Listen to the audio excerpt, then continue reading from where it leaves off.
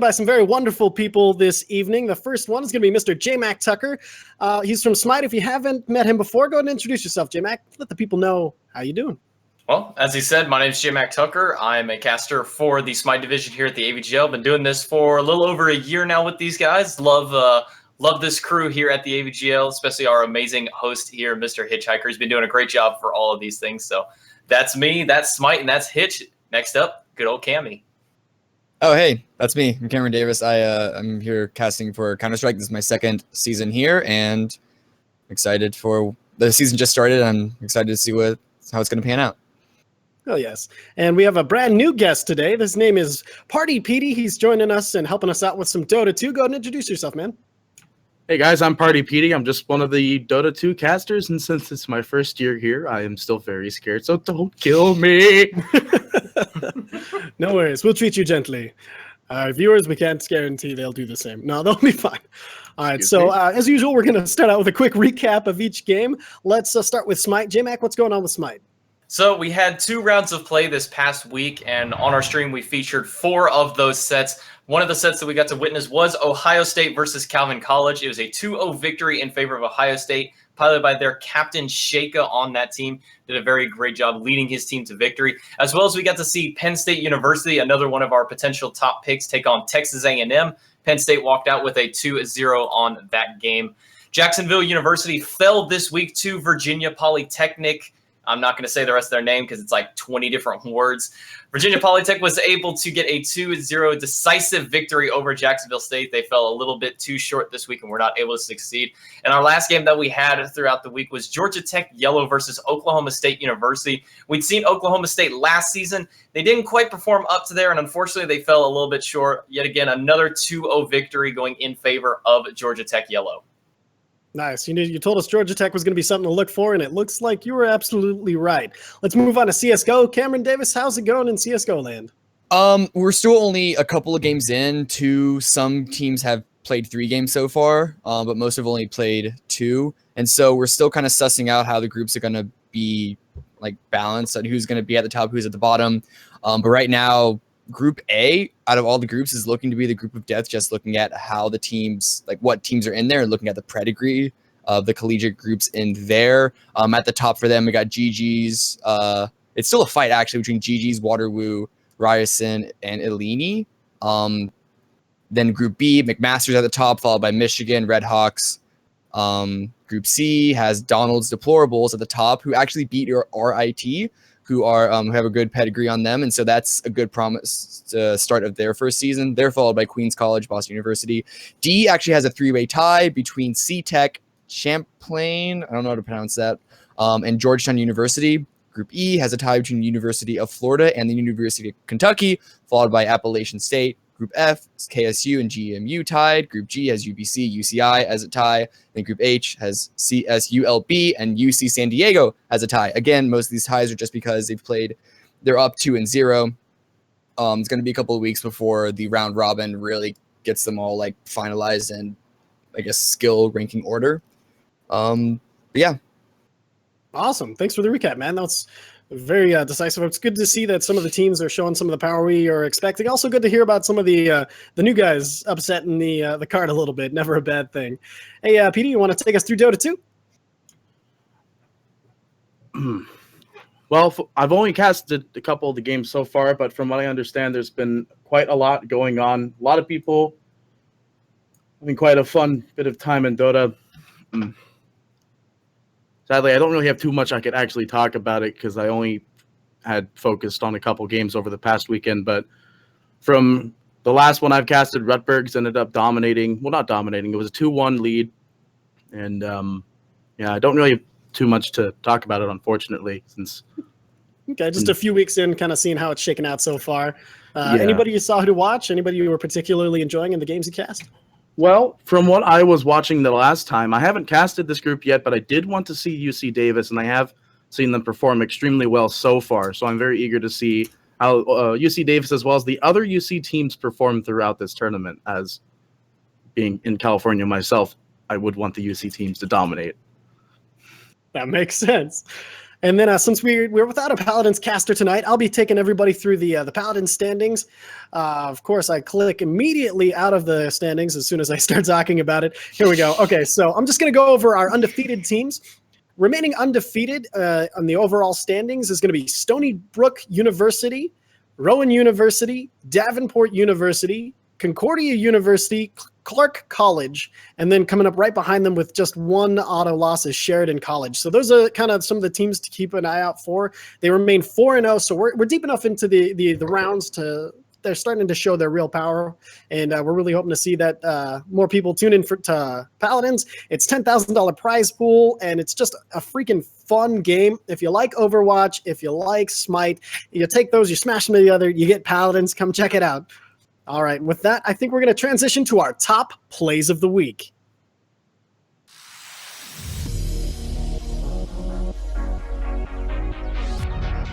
We're going to be able to pick this one up just yet. Ohio State trying to burst this down. They're getting relatively low. Sheikah and his dog going to do the best they can to get this, but the knockups, this is one of the biggest things. Teams will throw at the Fire Giant just because they can't take it. Calvin College are going to be able to steal that away, pick up a kill on the precap. Sheikah getting away with it. He's early though. No. Oh no! I think if they GG, that's it though. They said GG. Wow, I can't believe that it's happened. He's even called by the Oh my gosh, that was not legit. Oh no! They're gonna try and end it. They're buying back. They're like, screw you. Oh no! He traveled back to get the confirm. That is the end. You call GG? Okay, it's the end of the game. Here we go. Goal, but they need to burst it down quick. Ohio State is here, and Ohio State is going to deal it with the carpet. They managed to take that away, and now they're going to be chasing. Pangy falling very low, is going to fall to Fish Taco Bell as X-Men Alpha is not going to fall just yet. Loomside is the one getting low as Menoidios has rotated over. Roundish T picks up the kill onto X-Men Alpha. A good ricochet, but not enough as Roundish T picks up a second kill, throws out the shell, throws out the meditation, and duo attempt is going to be forced into that Aegis. Menoidios is the one who is ulted. Roundish T was a triple kill. Can he get the penta? They know that they're starting it. There's a smoke coming in right now. Ult is available on Kazu. Are we going to see the 5-man Echo Slam? Oh, the beautiful jump. The fear is going to be there, but it doesn't matter. Everyone's dying on the side of the Dire. Perfect kills. 3 going down. It looks like Chinese going to get a 4th. Way to pounce all over North Dakota State as they continue to find a hard time. The first arm in the air will actually not find a kill as Evil Eye cleans up 2 of them himself as Sky looking for another third will find it just before she falls next to the poison bolts. And with 1:30, the payload continues to work its way in as it is Torvald just playing the payload simulator and just kills left.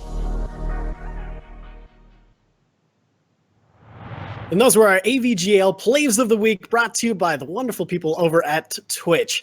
Now, with that, we're going to go into what we like to call our school, our club, our LAN event of the week, and this one is really freaking awesome. We've got the University of Georgia Athens Esports Club. Now, they'll be hosting their first ever Mega LAN, March 18th through the 19th. That's a whole 2 days. The event will consist of universities and gamers from across the South and beyond coming together to enjoy an event filled with competitive tournaments, prize giveaways, and famous YouTubers and celebrities are going to be on hand, so you're going to want to check it out if you're in the area. With nearly 40,000 square feet of open space set the atmosphere, gamers will have ample space to compete, socialize, game, and the prizes, let me tell you, there's so many. There's from DX seat chairs, Razer gaming accessories, DreamHack tickets, and Gunnar optic glasses to save your eyes and your headaches. Trust me, I play with them all the time, make all the difference, as well as a $10,000 prize pool for the Rust tournament. Tickets are available now. You can find them at esportsuga.org, or you can follow them on Twitter at esportsuga. You're going to find out all the information there. They're going to be posting all sorts of stuff. You want to go to this thing. It's going to be freaking sweet. Well, that has been our school club LAN event of the week. It's the University of Georgia Athens and their first ever Mega LAN. It's going to be happening the 18th and 19th, so show up, have fun, and let us know what you thought. Hit us up on Twitter. We would like to know you had a good time. With that, let's go into some news. Let's start it off with Dota 2. Party Peter, you want to take us through some of the Kiev major news and what's going on there? Sure, we can go ahead and talk about the Kiev major news. From what I have seen, it's been actually extremely outstanding.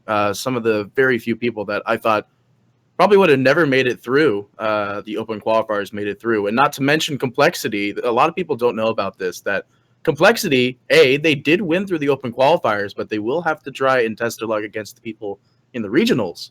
But the reason why they weren't actually allowed to go straight into an invite or the regionals, which is some people that don't quite catch it, they had to switch out their roster with 747, and they ended up dropping cancel. So a lot of people don't know about that, but Complexity does make it through, and I was very excited to see that. Did cast their games too, so it was really nice. And then there was also, let's see, well, VC Gaming made it through. They were the Chinese winners for the first Chinese Open qualifiers. And now we have the next set of Open qualifiers coming through with Team Red showing off their crazy powers, which from what I understand is the Bloody Nine stack. Oh, really? So That's very awesome. Interesting to see. And very happy to see that Bloody Nine is doing really well, but he's not running his core Viper anymore. So it's very interesting to see what he's doing. That makes for a little more fun of the games. You know, they're a little more fun to cast. Viper, while being a strong, badass character, it's just not that fun to watch. It's definitely not a fun hero to watch, especially since it's pretty much just like a sniper with Venotoxin. So, and even snipers sometimes is a little bit nicer to watch over Venom hits or Viper. Yeah, them long bomb ultimates. Everyone loves a good headshot across the map, and I have to say I love Sniper to the ends of the earth with my 300 and something plus games. So pretty nice. Oh my god! So I'm really happy. Ho ho ha ha meta. That was my time. And Troll Warlord to follow. So, but that's pretty much all that's happening in relation to the Kiev Major. The Chinese actually should be starting their best of 3 in the 32 round bracket actually in the next couple hours here. So awesome. It'll be interesting to see them play. Well, the Chinese, Go ahead, sorry. The Chinese, they do get to start much earlier. Well, I mean, I say that, but it's the afternoon for them. For us, it's 11 at night. So, and are you going to be casting those games at all, or? I believe I'll be casting one of them until it's about 3 o'clock, and I decide that I shouldn't be in my office anymore. So that makes sense. But that's pretty much all that's happening in relation to Kiev Major at the moment until the next set of qualifiers pass through, and then we see the regionals. Oh yeah, that sounds awesome, and I can't wait to keep up with it. I'll see if I can catch a stream. I like your casting, so it's always a good time. As I screw up my microphone. All right, let's move on to some CS:GO news. Take it away, Mr. Cameron. Yeah, so IEM Katowice just wrapped up with Astralis. Not that big of a surprise. They take it with a 3-1 victory over FaZe in the grand finals. And now that that's over, we're kind of in a little bit of a break. Just mostly online leagues happening right now until we get in April. We're going to have Star Series Season 3 finals, CS_Summit, and DreamHack Austin, all 3 happening in April. And then IEM Sydney was also just announced at the end of IEM Katowice, and that's happening in May. But right now, so we're kind of just waiting for that to happen. I don't, as far as rosters or anything like that, this is generally not when roster moves happen. So I don't have any news on that. So yeah. Nothing juicy. No. The roster moves all kind of happened about a month or 2 ago. And so other than maybe some like lower tier, like tier B or tier C teams rummaging through stuff, most of the like top like S tier, A tier teams have already done their roster moves and are just getting those teams all finalized and actually gelling before they make any more, before they realize that they made a mistake or anything like that. And so, and there hasn't been any drama or any extraordinary circumstances yet. So, yeah, nothing on that. Sounds nice and stable. Kind of like that. As Dota 2, we're not used to no drama. So let's head on to Smite News. J-Mac, you want to take us through this? Hear this new god? Yeah, Hi-Rez today just announced the upcoming patch 4.4 with the new god Kernunos. I believe that's how you pronounce it. The Horned God Celtic Hunter is what we're going to be introduced there. We just got the Celtic Pantheon this past season in Smite, now getting its second god in Kernunos. without really going super deep into his kit, he's very auto attack focused. One of his abilities, anytime that you swap around how his first ability works, it's the Shifter of Seasons. Each season provides a different buff, whether it's lifesteal, bonus damage, debuff, slow. His whole kit's going to really synergize around getting off that Shifter of Sand. Also has the ability called Wild Hunt as his ultimate, where he picks an area and says, we're going to have fun here. After about a second, everybody in that area gets polymorphed into a bunch of boars.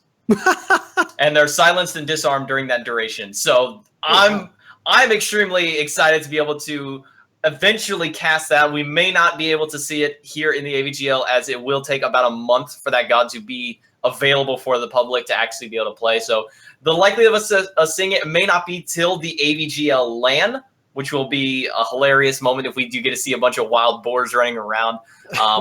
The other major thing to take out of this upcoming patch is the way that anti-heal works for some of the gods' ultimates is finally being normalized here. Odin is finally getting toned down to the level of Serket and Osiris, where all of their ultimates have 100% anti-heal, except for Odin at the time had 100% anti-heal unless you have an item that gives you extra additional healing, and then you get that additional healing instead. Now Odin's Ring of Spears is now 100% no healing whatsoever to tie him in line with Serket and Osiris. That's probably one of the biggest changes. Also, for all of us casters and players who have had this curse happening, the no cursor in-game and in-lobby glitch is finally, hopefully being fixed this patch. That way we don't have to completely close out of a game and get back in to respectate if our cursor is gone. So thank you, Hi-Rez, for finally answering our prayers. Now please just fix the camera tilt bug. Nice. So that sounds like Smite is doing pretty freaking awesome. Can't wait to play the new one, and I'm so glad Odin's getting a buff. I love playing a little bit of Odin, not gonna lie. Yeah. And then in Paladins news, I was taking a look at it. There's got to be a new champion coming into the open beta 45 patch. This is Inara the Stone Warden. She's got a stone spear. She'll fire a burst of 3 projectiles doing 225 damage over 0.4 seconds every 1 second. She's got Earthen Guard. It's a enter a defense state that lasts 5 seconds, where you and your deployables take 30% reduced damage. Impasse. Deploy a wall that grows out of the ground and lasts 5 seconds. I think it's going to be kind of like Maze in Overwatch's Ice Wall. There's also going to be Seismic Crash is another one of hers. That's what it's called. It's you throw your spear, it passes through shields and stuns enemies within 40 units of its impact for 2 seconds. That's probably going to be a major change. Anything with a mass AoE stun is always something to keep an eye out for. And then finally, Warder's Field. She places a stone obelisk that pulses with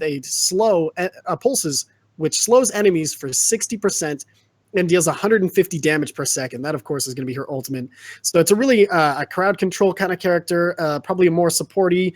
It's going to be really fun to play, it looks like. And that's Inara the Stone Warden, and that's kind of our Smite news. Also, more new skins and fun stuff. And let's see, with that, we're going to start talking about our featured streamer. That's right. This week, our featured streamer is Crashball254. You can find him at twitch.tv/crashball254. His name's Bulldog Crash. He's a CSGO player from Samford University. He streams almost nearly every day and consistently, which is the best thing. You can see him playing CSGO all the time. He's really good, so you can pick up a few tips of how to, navigate maps, certain back things. It's just good stuff to know. Watching pro players is one of the best ways to improve your play, and he's pretty damn good. You can follow him on Twitter at twitter.com/bulldog_crash. And he is our featured AVGL streamer of the week. And with that, let's move to wrap the show with some predictions. What do you guys see coming up in each league? Let's start with JMax Smite. What's going to be happening? So in this upcoming week, this is round 4 and 5 of match play, and we're finally going to be seeing some of the undefeated teams going up against each other in their divisions. We're going to have 5 out of our 8 divisions have their top teams going up against each other. We're going to see Sunny's Buffalo take on Mojo Cat's St. Joseph's University team. We'll see if Mojo Cat can prevail forward and put himself that much closer to a potential second LAN. On the opposite side, we're going to see Stony Brook University going against Bowling State Green. My favorite's tipping a little bit more into Stony Brook for that. I've seen Mort Brooklyn. I've seen what his team can do. Got a lot of strong players, and we'll see if they can hold their undefeated, or if Bowling Green may get the upset this week. Next one is going to be Ohio State University, one of our potential top picks, taking on the undefeated Southwestern University. We'll see who's going to make it on top there and see if there's any major upsets amongst that division as well. Next one is going to be UT Riverside. This is Man Ray's team, one of my favorite players to watch just because of the crazy picks that he pulls out. Actually, it's UT Orange, I'm sorry, University of Tennessee Orange versus UC Riverside. I got the abbreviations mixed up. UT Orange is the meme team that I talked about last week, where it's Rom and August, Earth, and all that. By the way, we got to see Rom play Rom this week on another cast. I actually got to finally see him play his name. That was quite the treat. A spicy. It's weird to say that's a spicy pick, but it was. We're going to see him and the meme team go up against UC Riverside, which is Man Ray's team. We'll see if Man Ray can hold up to the same fame that he did in our previous seasons, or if UT Orange will be able to take the advantage. And the last one is going to be kind of amongst the unknowns of the AVGL. It's going to be University of California, Santa Cruz against California State, Los Angeles. These are both teams that are kind of relatively unknown amongst the players more than anything. I've seen a couple of their scrims. I've seen how these teams kind of perform. And my favor is going a little bit towards Santa Cruz, but we'll see if Los Angeles can pull it out. I imagine that's going to be a very strong match, and that could potentially be the division deciding match. That sounds like it's going to be freaking awesome. Okay, so what you're saying is this week, if any other week, is the one to tune in for Smite on the AVGL. This is the big week for Smite. That sounds like it's going to be awesome. Cameron, how's CSGO looking? What are we anything to look out for this week? I mean, yeah. Well, first, I do want to make a correction. How Ryerson are actually not vying for the top spot in Group A that I said earlier, because they were actually 0-1 with a forfeit loss. Okay. But outside of that, as far as our predictions are concerned, again, we've only had 2 weeks so far of play, and so things are getting sussed out. General trend that we see within that is that the teams who are veteran teams, in the sense that they've had, this roster has been together and they performed in other collegiate leagues before, those teams tend to be the ones that are getting the wins. Like, while the new rosters, even though the talent may be there, they're going to need a couple of weeks before they really start to gel. But as far as predictions are concerned for the next couple of weeks, if Ryerson's forfeit loss isn't indicative of a trend, we could really see Group A as like a real group of death in here.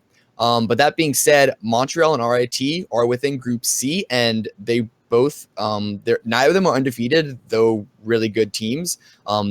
If you look at their scoreline in other collegiate leagues. And so if they're able to climb up, and the teams that actually are undefeated at the top can stay competing up there, Group C is like a dark horse group of death.